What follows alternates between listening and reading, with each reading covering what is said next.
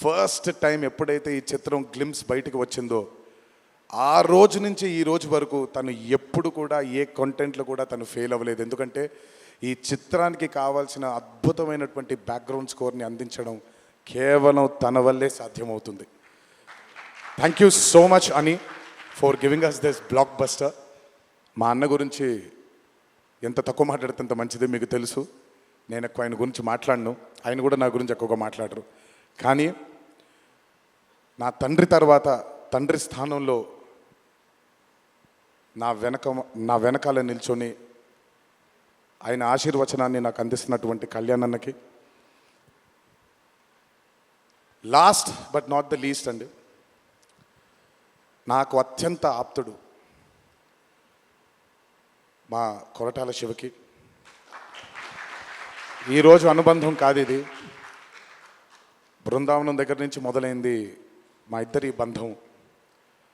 కేవలం చిత్రాలే కాదు, జీవితంలో ఉన్న కష్ట సుఖాలని కూడా చాలా పంచుకున్నాం ఇద్దరం. ఒక దర్శకుడుగా కాకుండా ఒక సోదరుడి స్థానంలో నా కోసం నిల్చున్నందుకు చాలా సందర్భాల్లో నిల్చున్నాడు, చాలా సందర్భాల్లో తన భుజాన్ని నాకు కూడా అందజేశాడు ఆయన. ఎప్పుడైతే ఈ చిత్రం అనుకున్నామో, ఏ రోజైతే ఆయన ఒక ఐడియాని, ఈ భయం అనే ఐడియాని చెప్పారో, ఆ రోజు నుంచి ఈ రోజు వరకు పాపం నిజంగా శివ మొహంలో నేను నవ్వుని ఎప్పుడు చూడలేదు. నిరంతరం ఈ చిత్రం కోసం తను పడ్డ తాపత్రయం ఎంతో నాకు తెలుసు. తనతో ఎంతో సమయాన్ని గడిపిన నాకు తెలుసు. బ్యాక్గ్రౌండ్ స్కోర్ జరుగుతున్నప్పుడు ఆయన ఎంత టెన్షన్కి గురయ్యారో అనిరుద్ధ్కి తెలుసు. ఎప్పుడు అనిరుద్ధ్ కూడా ఒకటే మాట చెప్పాడు, భయపడకండి సార్, ఇది బ్లాక్ బస్టర్ అవుతుంది, ఎట్టి పరిస్థితుల్లో అవుతుందని మొదటిగా ఎనర్జీ మాకు ఇచ్చిందని.